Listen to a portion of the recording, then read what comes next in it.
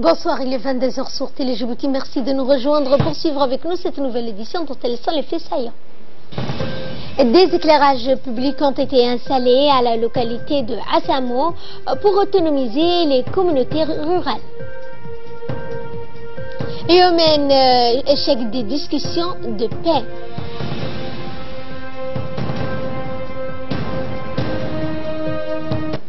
Bonsoir à tous et nous entamons ce journal par cette déclaration du président de la Commission de l'Union africaine, M. Moussa Faki. Est encouragé par les événements positifs intervenus récemment dans la Corne de l'Afrique, en particulier par l'amélioration des relations entre les pays de la région.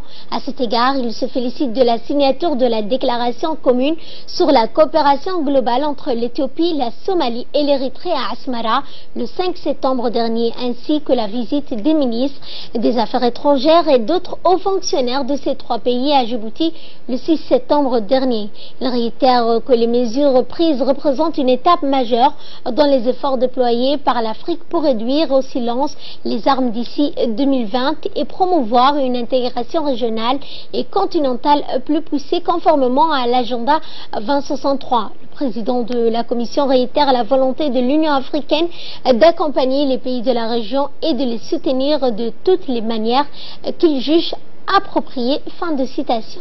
Et je vous l'annonçais en début de journal, des éclairages publics ont été installés dans la localité de Assamo. Après le chef-lieu, dans la journée de jeudi, la délégation ministérielle composée de la secrétaire d'État chargée des affaires sociales, Mme Mouna Ousmane Aden, du ministre délégué chargé de la décentralisation, Hamadou Mohamed Aramis, du ministre de l'Emploi et de la Réforme de l'administration, Hassan Idriss Samirié, se sont rendus dans la localité de Assamo pour assister à des interventions destinées à améliorer les conditions de vie à travers l'éclairage public. Grâce à cette énergie propre, durable et à coût réduit, est acheminée depuis le mois d'août dernier par des poteaux solaires dans le cadre d'un projet d'autonomisation des communautés rurales. Le local de la localité ainsi que les habitants ont exprimé leur vif remerciement pour cette initiative et action qui a éclairé la localité de Assamo et leur permettant ainsi désormais d'envisager l'avenir en pleine lumière.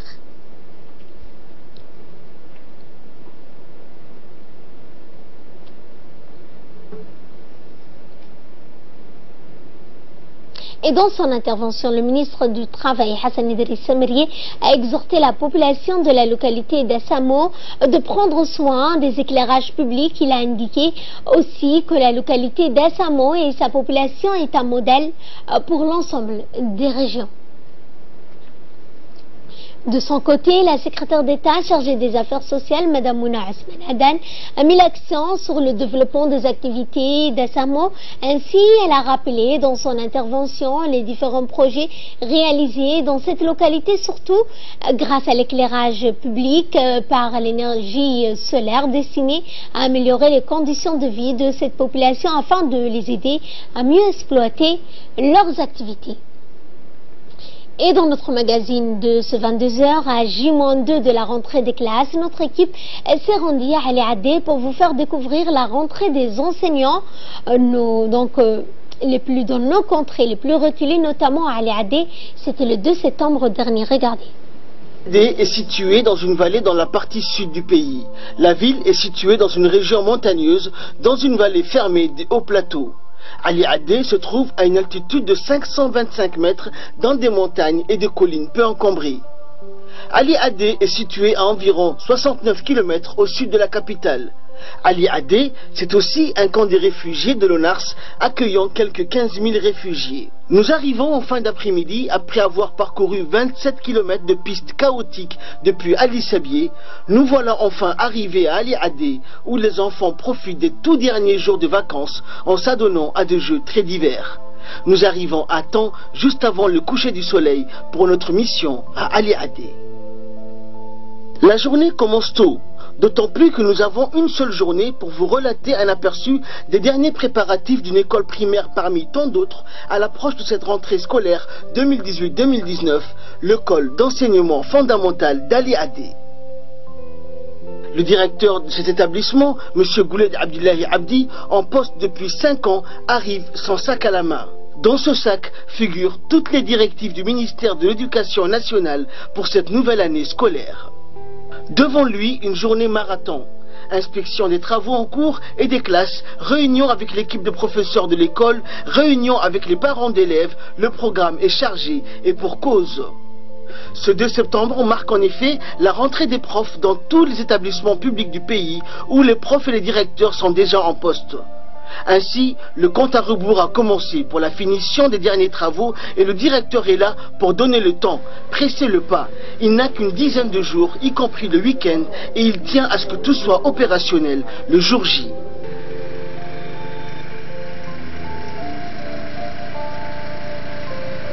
Nous avons choisi cette école pour la simple raison qu'elle est le fruit d'un exemple de coopération entre le ministère de l'Éducation nationale et nombre d'organisations onusiennes et humanitaires. La particularité de cette école, c'est qu'elle accueille les enfants du village de Ali Adé et ceux du camp des réfugiés installés également à Ali Adé. Cela fait suite à l'initiative du président de la République, Ismaël Omar Guelleh, qui a décidé de l'insertion des enfants des réfugiés dans le cursus scolaire national. C'était en août 2017. Une avancée majeure dont Ali Adé constitue l'unique observatoire sur toute l'étendue du territoire national. Raison pour laquelle le ministre de l'Éducation nationale s'est rendu sur place à la rentrée consécutive à ces décisions du président de la République. L'école devant accueillir chaque année un nombre croissant d'élèves. Il y a lieu de renforcer les structures d'accueil, ce à quoi s'emploie le directeur Gouled qui inspecte le déroulement des derniers travaux de rénovation en cours programmés pour cette année et qui ont pris selon lui un sérieux retard sur le délai imparti. Une fois la tournée des classes effectuée, après une évaluation globale, le directeur tient sa première réunion de la rentrée avec les professeurs qui sont au nombre de 8, dont 2 manquent à l'appel, mais les collègues le rassurent. Il s'agit en effet de 2 nouveaux professeurs qui doivent arriver demain. Les 6 autres sont des habitués du coin. La séance, d'un sérieux des plus académiques propres à l'administration de l'éducation nationale, débute par une présentation. D'abord, comme l'année dernière, on va travailler sur le même rythme, la gestion axée sur le résultat. C'était le maître mot du ministère. Que tout enseignant, que tout chef d'établissement, que tout autre responsable du ministère sera jugé selon son rendement, selon ses résultats. Depuis 10 ans, on fait ça. C'était les prérogatives qui étaient sorties du colloque national organisé par les MENFOB du 2016. Ainsi, la répartition des salles de classe, des professeurs, des horaires et des listes des élèves par classe et par professeur est arrêtée avec la précision d'une horloge suisse, au détail près. Après 2 heures de réunion non-stop, le directeur Gouled enchaîne avec la rencontre des parents d'élèves. Là également, le programme est chargé. Il s'agit bien évidemment de l'introduction de la tenue uniforme des élèves, la grande nouveauté de cette année. Le directeur Gouled use de tous ses talents de fin pédagogue pour présenter l'introduction cette année du port de l'uniforme institué par le ministère de l'Éducation nationale. Il a expliqué longuement l'importance du port de l'uniforme aux parents.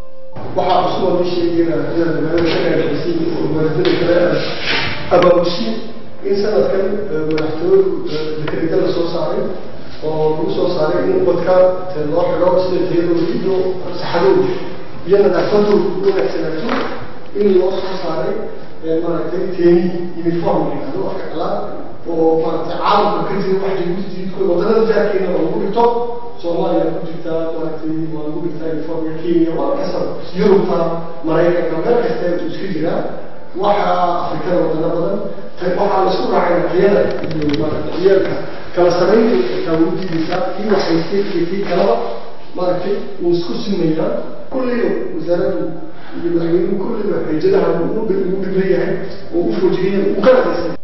Après 2 heures de palabres, un consensus général se dégage. 2 membres du comité des parents d'élèves, qui comprend Djiboutiens comme réfugiés, nous livrent leurs réflexions quant à cette nouveauté.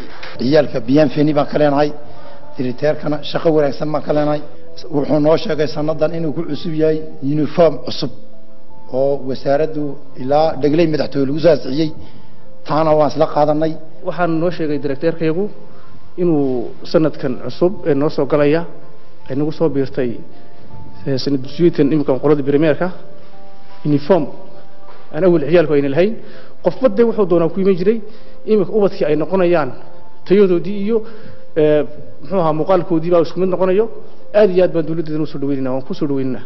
Ainsi, à l'image de l'école de Ali Adé, aussi bien en zone rurale qu'en zone urbaine, ce corps enseignant si dévoué s'est préparé au mieux dans toutes les écoles à travers le pays, jusqu'aux coins les plus reculés, pour accueillir les 50 000 élèves que compte l'enseignement fondamental du pays. Et toujours dans le cadre des préparatifs pour cette année scolaire 2018-2019, les gardes-côtes ont organisé jeudi une opération d'envergure pour nettoyer les établissements scolaires avant la date précise pour cette rentrée. Ainsi, durant cette opération, les personnels des gardes-côtes ont nettoyé de fond en comble les écoles de primaire, ceux de Tour Usbo, de Douglé Bis, Belbela 11, Annexe 4, ainsi que le collège de Douglé. Il s'agit comme chaque année de participer aux côtés du ministère de l'Éducation nationale et de la formation professionnelle à une rentrée scolaire réussite pour les étudiants qui vont rejoindre cette année durant les gardes-côtes djiboutiennes ont toujours vivement engagés, se sont donc engagés dans les actions qui profitent socialement à nos compatriotes. Et nous allons à Dikil. Dans le cadre de la lutte contre la contrebande, les gendarmes de Dikil ont intercepté jeudi dans la matinée 210 kg de cat en provenance d'Éthiopie à proximité de Bandora. Le préfet de la région de Dikil, M. Mohamed Cheko Hassan, a pour sa part adressé un hommage appuyé aux éléments qui ont contribué à cette importante interception de cat de contrebande nuisible à l'économie nationale. Et un mot de sport sous l'égide du secrétariat d'État à la jeunesse et au sport, la préfecture d'Arta a organisé hier la finale de la 25e édition du tournoi de foot d'été. Et la formation d'Arta B s'était imposée dans la douleur sur un score d'1-0 sur cette sélection qui avait donc un parcours sans défaite, et elle avait même pulvérisé l'équipe de Wea en demi-finale sur un score sévère de 5-0. Quant à l'équipe d'Arta A, championne en titre, elle avait validé son ticket pour la finale après une séance de tir au but interminable face à Karkilé. Cette finale de la 25e édition a vu également la participation du secrétaire d'État à la jeunesse et au sport, Hassan Mohamed Kamil, le préfet de la région d'Arta, Abdullahi Darar Oukiye, de nombreux passionnés du ballon.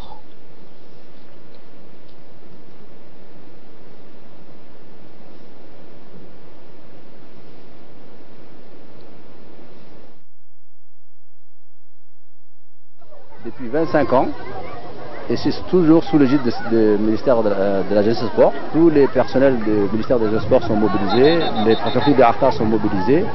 Le tournoi s'est bien déroulé et nous assistons à la finale qui a été dédiée à un des anciens joueurs qui est fondateur de ce tournoi, le feu Mohamed Ahmed Garilé.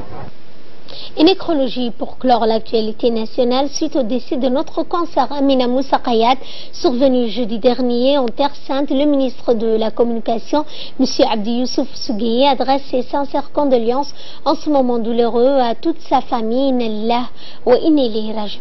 Et de là, nous passons ce qui fait l'actualité dans le monde. Tout d'abord, au Yémen, après 3 jours d'attente à Genève, les Nations Unies doivent se rendre à l'évidence en ce samedi 8 septembre, placées sous leur égide. Les négociations sur la guerre au Yémen ont échoué. Les rebelles Houthis ne sont pas venus, déclenchant la colère du gouvernement yéménite qui les accuse d'avoir saboté les consultations et qui reproche à l'envoyé spécial de l'ONU d'être trop conciliant en attendant un nouveau rendez-vous. Le conflit continue. Il a fait 10 000 morts et provoqué une grave crise humanitaire. Selon les données des Nations Unies, l'envoyé spécial de l'ONU refuse de faire porter la responsabilité de l'échec des négociations à l'une des deux parties. Nous avons tout simplement pas réussi, a-t-il déclaré. Le ministre yéménite des Affaires étrangères, Khaled El-Yamani, en veut aussi à Martin, au secrétaire général des Nations Unies. Selon lui, l'émissaire onusien s'est montré bien trop conciliant envers ses interlocuteurs Houthis. Et au Maroc, le gouvernement donc dit avoir démantelé 74 réseaux criminels de traite d'êtres humains depuis le début de cette année 2018 et fait avorter 54 000 tentatives de passage vers l'Union européenne. Plus de 1900 embarcations ont été saisies sur la grande même période. L'Espagne est désormais la principale porte d'entrée pour les migrants et demandeurs d'asile dans l'Union européenne, avec un total de 35 615 arrivées depuis le début de cette année. Selon les derniers chiffres de l'Organisation internationale des migrations publiés ce vendredi, la nationalité des personnes bloquées au Maroc sur la route vers l'Espagne n'a pas été précisée par les autorités marocaines. Le gouvernement ne fait mention non plus de mesures prises après leur interception. Voilà, donc c'est tout pour ce journal. Merci à vous de nous avoir suivis. Excellente soirée à toutes et à tous.